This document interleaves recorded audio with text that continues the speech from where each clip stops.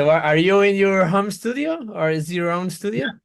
Yes, this is my Sonic Stomp Studios. It's not a home studio, it's a studio that happens to be in a home. That's how I say Oh, it. yeah, it's huge. It's pretty big. It's it's it's taken over. Yeah.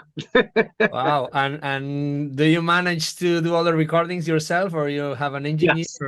Yeah, I've been running it for ages. I've been as I do, all the recording engineering and mixing and mastering for all my albums that I've ever Wow, done. that's Yeah, great. that's And it's good. for this Sonic Universe album, did you record everything here or? Yes, I do everything here always. Yeah, on every album that I've done. Yep. Oh, cool. And you did already the mixing, the producing, mastering? Yep. Yeah, I do everything here. Back from my early Sonic Stomp 1 and 2 albums to all the Adrenaline Mob albums here, all of the stuff for Chariot Awaits, all of the Sonic Universe done here, and all the new stuff that I'm doing. Yeah. Wow, that's great. That's pretty more comfortable. And how did you guys put up the album together? Did you guys rehearse there? Took a lot of Yeah, sessions, or how was that the sure. process? I mean, yeah, as far as the Sonic Universe album, um, of course, all the writing is done here. So the way I do it is I work on the songs myself, writing the composition and I always get Corey a press play type thing where it's like, all right, here's the pre-production. I'll do drums and I'll do the bass and guitars. So he has a great picture to write to and work with. So that's how all the writing is done. I do all the music first, Mhm. and then Corey comes in, does all the lyrics and all the vocal tracks and everything. And then Taekwon came in and did the drum tracks, and Booker would come in and do bass. Everything is after, you know. Wow, that's nice. That was one thing I was wondering. How was the band? Where did you met Corey? How was the band got Sure. together? Yeah. So it's a funny story. I was on a cruise called Shiprocked, playing with doing a performance with a band of mine. Maybe I think it might have been 2018, I think, or seven. Yeah, 2018. And Corey was on the ship as well, but he was performing with like an all-star cast that they have on Shiprock all the time. So my friend was on board, and he brought him over to watch my show. And I walked down the stage, and Corey, first thing he says to me is, "Holy crap, what was that?" Like yelling at me. I'm like, What are you talking about?" And that was amazing. We got to work together. And I was like, "Phew, yeah, oh, absolutely. You're my favorite singer of all time." So it was kind of funny, but that's how it came together. Well, I mean, you're a hell of a player, man. So these things happen. Thank you, man. Thank you. It was what can I say? It's Corey Glover comes up to you, and he's been one of my favorites since, the first song he ever put out with Living Color. So Yeah, yeah. yeah. I think Corey. I mean, I've seen many of the greatest singers, the rock singers that I have been able to see live. Yeah. But for me, Corey, when I seen him with Living Color, he just sings like all the highs and he just like hits all the Oh, notes. And he's one of the greatest singers I've seen ever live. So how is working with like one of the greatest singer yeah. ever? Well, I agree with you on every word you just spoke about him. He is one of the greatest and also one of the greatest guys. What could you say? His voice is it literally. I mean, it's an iconic voice. The minute you hear it, you know that it's Corey Glover. Um, Working with him is just unbelievable. The one great thing I love to do when I'm writing is, I like to have the person in mind who I'm writing for. Because the composition and the song is always king. The song is always king to me, and you have to cater to the vocalist because that's the heart of the song for me.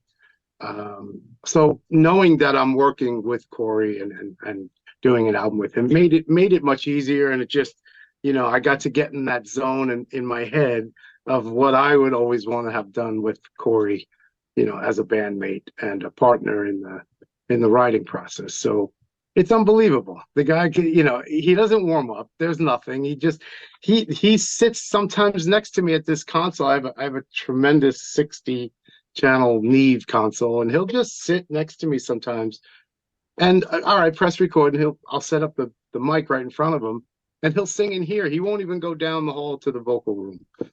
It just so he some of those tracks are sitting here one take through the whole song.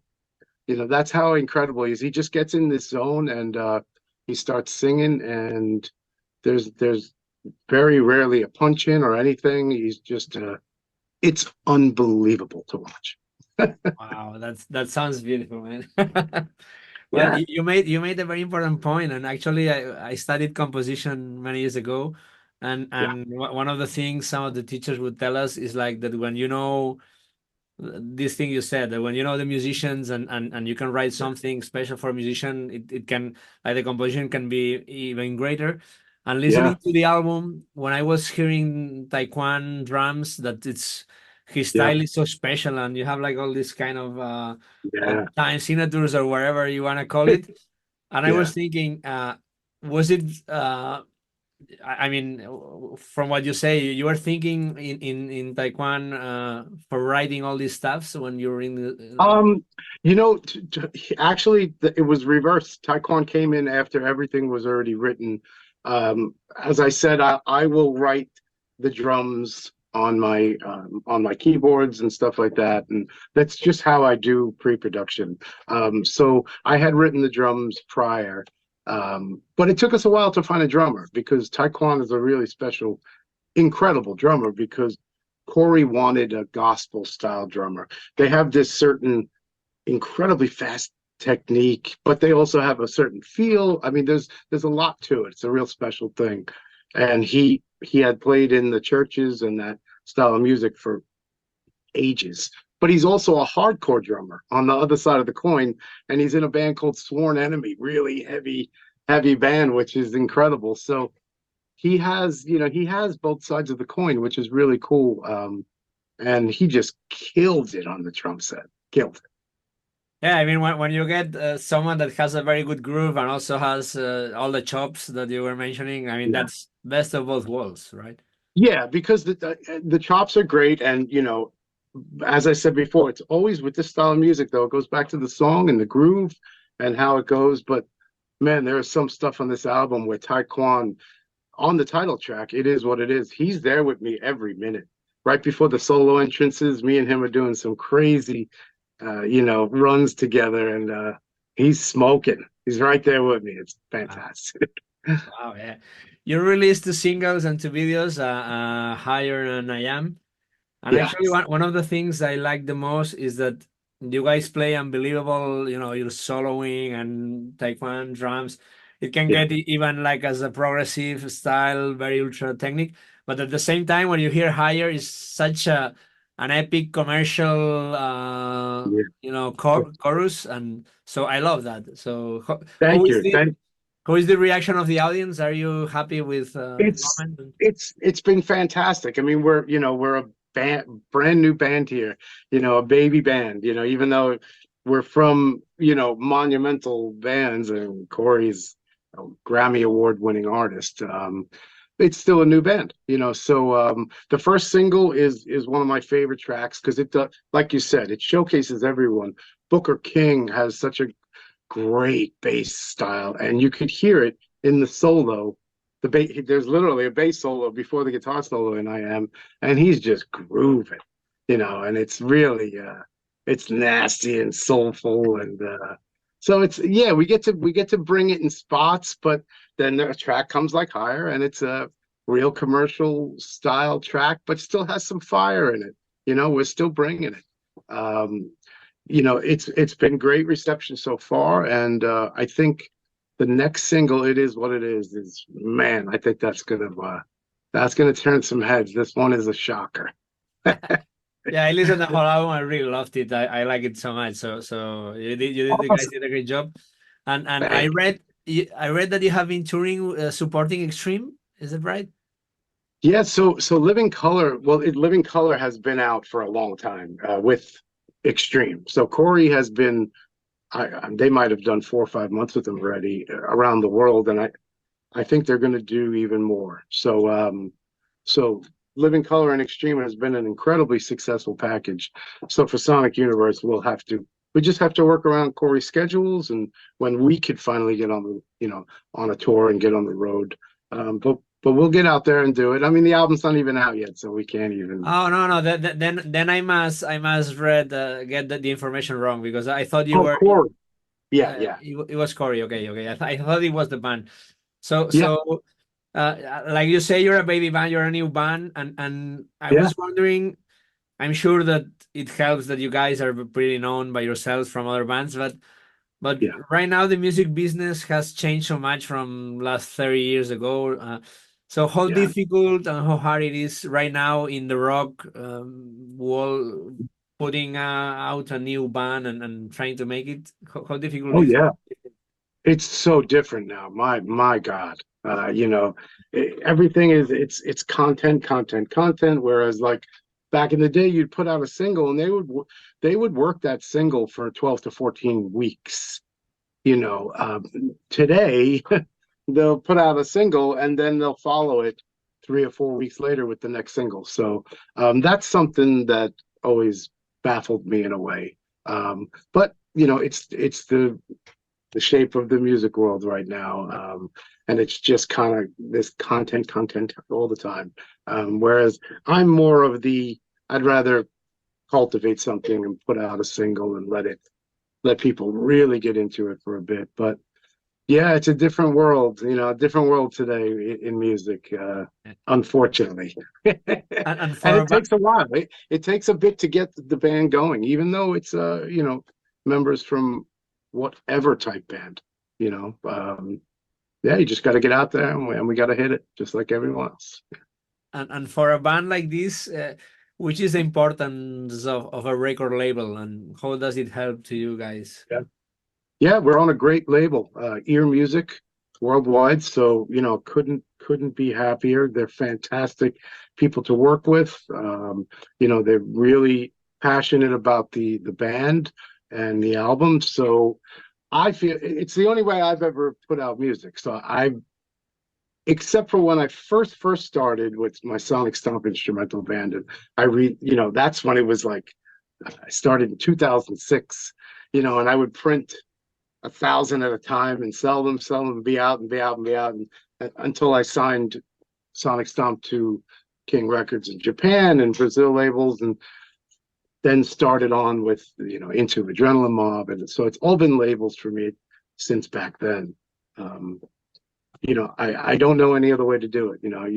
I feel you need a label, and you need that backbone of a label to get out there worldwide. You know. And you mentioned your Sonic Stomps albums, but you also are playing or are playing with Adrenaline Mob, and I Yes. think it's been 6 or 7 years that you don't release a CD. Is the Yeah. band still going on? Any plans for the You future? Or? know, yeah, I mean, Adrenaline Mob, it's my heart and soul. That's my blood flowing through every note and every track, and Russell Allen as well, and all the incredible players we had, Portnoy and Moyer and AJ. Um, just been amazing. Obviously, we went through one of the hardest things that any band could go through, having a fatal touring accident happen, and people pass away. God bless them. So it's just hard. Personally, would I do it? Of course, it's me. It's in my blood. It's Adrenaline Mob. I'll always be, Mike from Adrenaline Mob. That's Uh-huh. kind of a lot of people know me from. So yeah, but unfortunately, it was a really, really hard thing to get Mhm. over. And yeah, I never say never to anything. Okay. Yeah, yeah, that's terrible. I mean, there's many bands that had this, but I know some bands still keep going on, some others, So Yeah, so yeah, I it's was it's wondering if it. yeah, we lost three beautiful people between AJ the tour before Yeah, and Janet and Dave. God rest all their souls. So that's it's just terrible. hard. Yeah, yeah. And other than this Sonic universe, and also your albums. You are working with any other bands or doing sessions, or how is your life? In Yeah, so I mean, my Sonic Stomp Studios, where I'm at right now, is always, I'm always working. If I'm not on the road, I'm behind this console that I'm sitting at right now and doing bands. I have four bands right now doing their albums. That will be, it's just a rotating door of them finishing their albums, coming back, new clients, and I'm always taking on stuff. So yeah, this is my job for ages when I'm not playing guitar. I'm producer, engineer, the guitar, the guitar hat comes off and uh-huh. I'm the engineer and the recording engineer Yeah. and producer. I do, yeah. I have a lot of stuff going on. That's for sure. There's a lot going I can imagine, and with the studio you have and the way you play, and you also, apart from all the producing other bands, you also do like session jobs, like playing with artists, going through with artists, or you're not into that? Yes. Yes, no, I do. One of my clients, I did all the guitars on their last album, and they're doing great. It's a band called Who on Earth. They're killing it online. Their last video has almost 700,000 views, and they're an independent band. They're doing it themselves, so they're killing it. But I also play in a band in South America called Nocturnal, a very very big band out there, which I'm heading in a couple of weeks to do Summer Breeze and a couple other festivals. And so I've been with those guys for a while. So yeah, I'm always, always up for sessions and helping anyone out that comes and works in my studio. Yeah, always busy, and when you have That's it. time, when you have free time off, and you want to disconnect of all the music business, what do you do? I hang out with my cats. Oh, And I just chill out and yeah. So I mean, I live I live music. It's part of my DNA. But being in the studio, it's for a producer or an engineer, it's different because I'll be in here sometimes, 6 to 10 hours a day, and then the last thing you want to hear is music. So I yeah. like to just sit and watch, movies with my fiance and chill with our two Yeah. cats. Yeah, that's what when we had the pandemic and we were locked at home, I was said that for musicians that Yeah. was not a big deal because we were used to being like our studio, our room, practicing, and so Yeah. Yeah. To be honest, COVID, yeah, it was horrible. I was in Europe at the time, just about to do a huge tour with Sons of Apollo and my band Nocturnal. And we had played Sweden and Norway, and then the country closed. And I came home and recapped my console for like 6 months. So it's another thing I do. I like to work on my equipment. So there's like 10,000 capacitors in this thing. I'm like, well, I'm not going anywhere. I might as well get out the soldering iron and you and know. and I wanted to talk a little bit about your equipment, like guitarist wise. What Yeah, gears what gears do you use? And what sure. difference you use between when you record in studio versus when you go on the road? Yeah. Yeah. I'm obviously I'm sitting here and gear wise, I have a wall of amps. It's right behind me. There's about 12 heads that are connected to cabinets in the other rooms. I've been a Marshall guy my whole life, you know. So that's been my main type of amps. Adrenaline Mob, I've always toured with three Marshalls and a big rig. Um, so yeah, then fast forward today, touring is a lot different. I'm touring around with a Neural DSP quad Cortex in my Uh, backpack. yeah, here Total. in Spain, most professional musicians right now in the tour they are using the quad cortex. Is like the Yeah. I mean, it's incredible. The companies, I work with the company and what could you say that it can capture my amps Mhm. to the T. To the point where I'm sitting here as an engineer and I could either plug the Marshall in and run some tubes, and or just plug in the quad cortex, and it just sounds almost identical. It's crazy. I Yeah. had a very guitaristic question. When I was hearing the album, what liked about, loved about your sound is that I can imagine you play with humbuckers and you play like pretty heavy stuff, but maybe it's my own sensation, but I have the sensation that you still keep some like single strat sound that Oh, like your sound is not dark and huge. yeah. It's like, and I love that. You hit it on the head. So Sonic Universe album, that is a Marshall amp. Because I do track with my amps.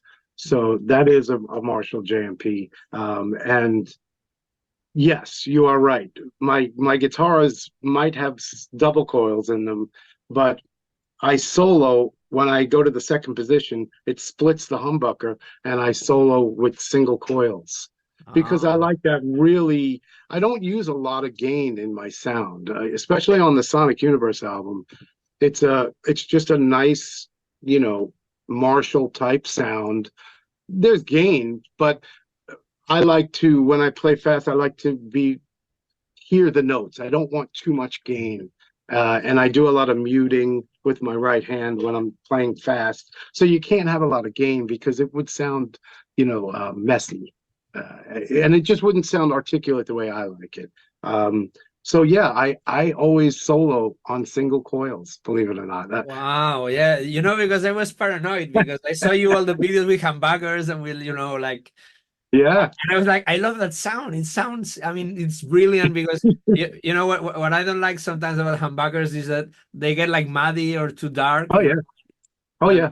I loved your sound. I was Yeah. like, I like that. Yeah, So I do. I have so even the neck, the bridge pickup I split and the neck pickup I split. So I can solo in single coil world. Let's go say, it's good kind of and in both pickups. So but mm, usually for the crux of the song, I'll be on the humbucker for the most part of it in a band like Adrenaline Mob or a heavy band like Nocturnal that I do.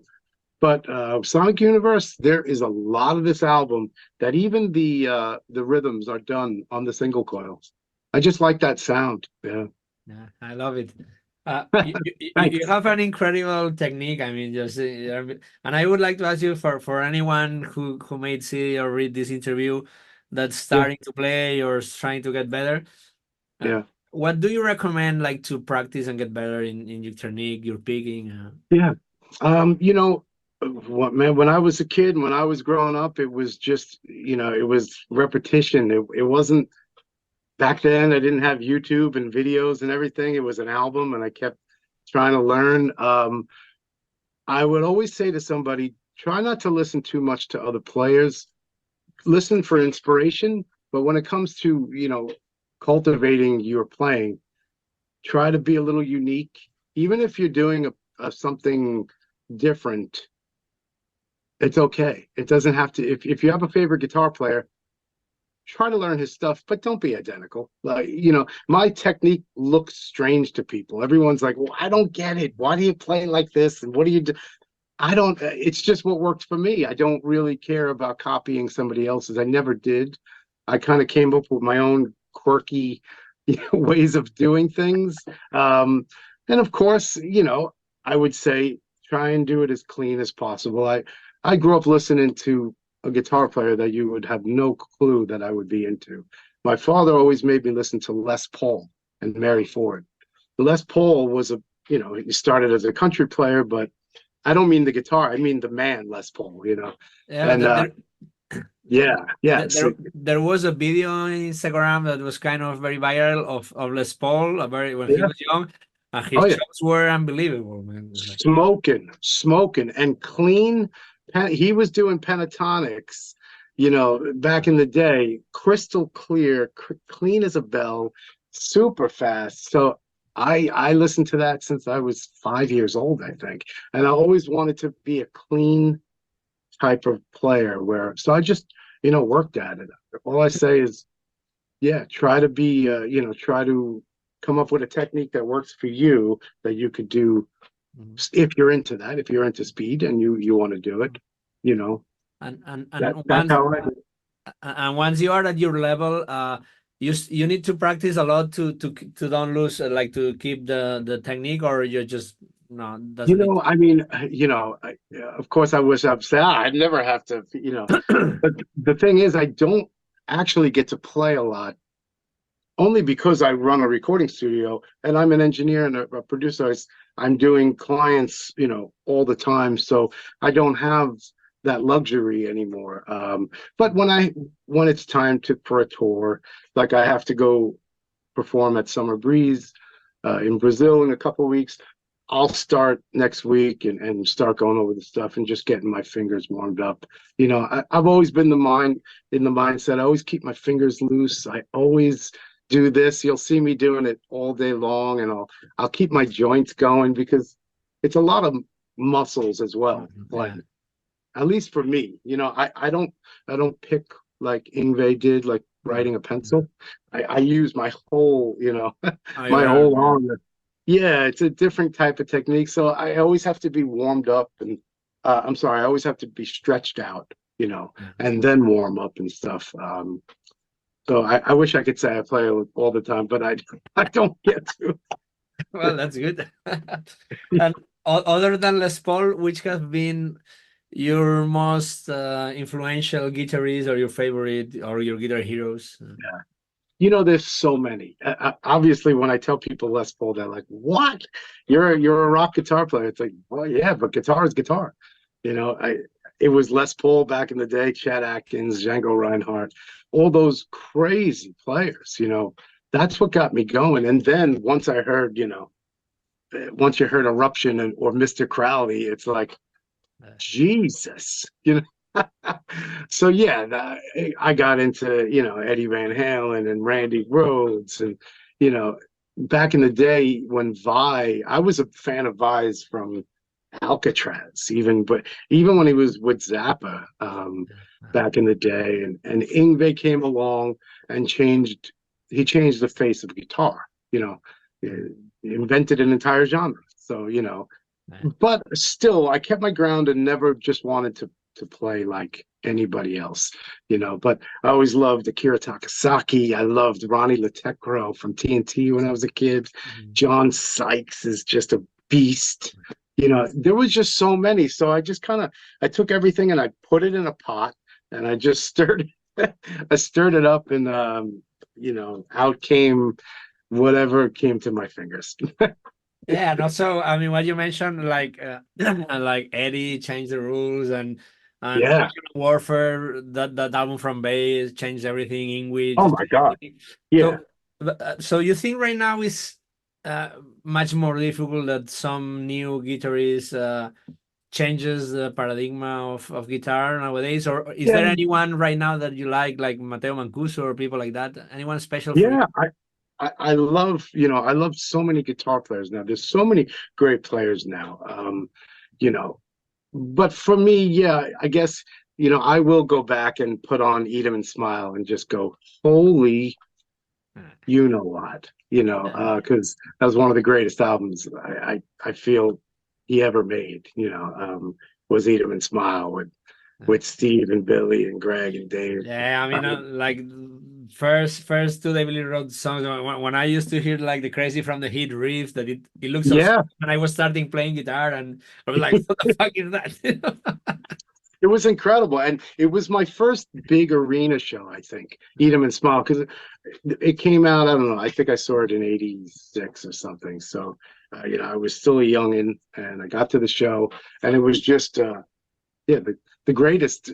They did all that stuff while running around stage and smiling and throwing each other guitars, and it was a whole experience for me that time, and it stayed with me. It really did, like showmanship wise and just playing that style of music. But man, today there's so many great players. I mean, it's just I'm more of a fan of music, I think, than just a player. Yeah, Um, actually, and because you have Corey in the band, I think that one guitarist that people don't talk that much, but he's like one of the most creative guitarist is Bernard Yeah. Wright from Living Color. Oh man, Have you met he's him? Do you like his style, or you know? like I don't know who doesn't like his style. He's crazy. He's insane. And he's been insane since the first time I've heard him. On the first Living Color album. Oddly enough, I don't know Vernon. It's Okay. crazy as it sounds, and he lives on Staten Island where I live, and I've never seen him or met him yet. Which I would absolutely love to. He's an amazing um, just artist. So it's not even the guitar; it's what he does. It's the sounds that he makes. There's more to that. That's not just like a great appetizer. He is the appetizer, the dessert, the dinner, everything. Like every side that you could put on the plate. He has his choice of effects and stuff, and it's crazy. When you see Living Color, it's like I feel bad for Corey because he'll stand on the stage and then the rest is pedal boards. It's a Doug Wimbish has the biggest pedal Actually, board. I saw a video of him like showing his rig, and I was Yeah, thinking, I don't know what's more difficult, playing like him or running his pedal board, because it was it, like it's 40 insane. pedals in one pedal board, like Yeah, with all the cables. It's like, I mean, yeah, it's crazy. And I'll go on stage with a small combo amp and my wah and a whammy. Yeah. But hey, I love that he could paint any color that he wants to paint on the canvas. It's same with Doug. So I'm such a fan of that band and yeah, and and it's like, players like that. and it's like you say, it's about music, and Living Color. They have so many songs that could be major hits. Oh, I mean, I it's mean, we did. Me and Corey performed before COVID shut everything down. We went into this iconic jazz club in Manhattan called the Iridium, and we did this incredible show. It was so great, and it was a packed house, and the people were just so. It just made a magical night. But we did cover songs. I got to do some Living Color stuff, and we did Fire from Hendrix and Stranglehold from Nugent. But getting to play, Neighbors, the from Living Color, that song, You Could Tear a Building Down, it's one of my favorite songs ever.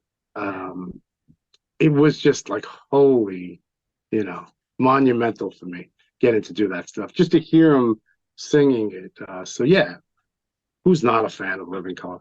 yeah. That we're talking brings me to I was gonna ask you for the social media, and I always have the feeling that right now, because it's everything 20 seconds videos. I mean, all the guitarists, they just try Yeah, to show off how they play. yeah. But for me, like I'm gonna be 50 in a few days. Uh, Yep. for me, it's all about the music, like you said. And last week, I was watching Mr. Big here Oh in yeah. Madrid, and I have Billy Sheehan, Paul Gilbert, but Yeah. they play 20 songs and they are all fucking unbelievable songs. And Yeah. do you think that new generations are missing that? They are too focused on 20-second videos, and they, Yeah, I definitely feel the song, was king for a long time. I think it's a little different now. And yeah, everyone is going for that. Hey, what can I do in 20 seconds and put up a TikTok video and all this stuff. That never really mattered to me. But you have to do it, so it's a necessary evil, so to say. But I do feel like bands like that from back then, or just from not so long ago. Yeah, the song for me, it's the king, and it's a strange place in music today, but I still feel the song will always win. It has yeah, to be, a great band has great songs. Great players don't make great songs. Great songs make great songs. So yeah. I always just, for me, yeah, I mean, it's great to hear guys in today's music going off and all the I mean, there's a million subgenres. It's just like the list is like it branched off into so many different genres of music. Whereas for me, it's still I'm good with a few genres, and Mm. you know, And, it and, all and and for you as a producer, has it also changed in the way that when you produce songs, you need to get to the chorus before that it would be, yeah. Yeah, so that's a big thing. I'm a firm believer in, write the song the way you feel it, and if edits need to be made or whatnot, or if the song is going to radio and needs certain edits. But yeah, it's like, oh, you didn't get to the vocals in 50 seconds. It's like, well, so what? You know, I don't know. That's just me, but that's a battle between band and label and trying to get it on radio. And yeah, there is a certain formula, but for me, no. I always work with the bands that are in my studio, and it's like, let's make music, where it's not like you didn't get to that chorus in a minute and 5 seconds, and sometimes we don't, or sometimes they don't, and it's all right, as long as it's good music. Wow. When I was preparing the interview and checking your music stuff, I Yeah, was not very aware of Adrenaline Mob's music because I don't tend to listen so metal. I'm more hard rock guy, 80s guy. sure. Yeah. But I was so amazed that you guys played a cover of High Wire from Badlands and Jakey Lee, That's because my I favorite. think that's band is so underrated. And I was like, oh my God, that's Oh my God. So that was so it's funny you bring that up because Jakey Lee is one of my favorite guitar players of all time. He was one of the best players in Aussie. He's just so different. He just had a different way of doing things, which I like. Like I go back to not wanting to be like a particular player. And Jake always stood out to me in Aussie, just from being different. So that's when we formed Adrenaline Mob. I had been doing High Wire was a song that I was performing in my Sonic Stomping instrumental band, and Russell Allen had come up in New York City at the Gramercy Theater, and we closed the show with High Wire, and it was just like, oh my God, it was such an epic thing. To find out that Russ was such a huge fan of Ray Gillen's, I was such a huge fan of J.Q. Lee's. It's like, well, we got to do High Wire. and that riff and And those vocals is like fucking unbelievable. Yeah. oh my God, that album is incredible. And I actually became friendly with Jake through that because we were gonna have him come out and play with us when we were on tour with Adrenaline Mob, and it didn't work out. Or actually, our tour bus broke down before we got to Oakland or something insane. And Jake was supposed to come up and play Hot Wire with us, but yeah, I'm a tremendous Badlands fan. Well, we only have 1 minute left, so it's been a great pleasure talking to you. I had really fun, and I hope you guys can make it to come to play in Europe and see you guys here in tour. So Thank you so much. I mean, we plan on touring globally. We just have to make it work and weave in between, everyone's schedules. But we absolutely want to come out there and play for everybody. And I can't thank you enough for having me. You were a great discussion. Very cool, man. I love it. if you guys come to Madrid, we will see for sure. So We're hanging. We're definitely gonna hang then. Absolutely. We'll talk Badlands. yeah, oh yeah, that's cool. Thanks so much. It's been a real pleasure, man. And hope Awesome. you're the best in the band. And say hi to everyone. And Thank you. Thank you take care. so much, man. Have a wonderful day. See Yeah, you, you man. too. Take care. Bye. Bye bye.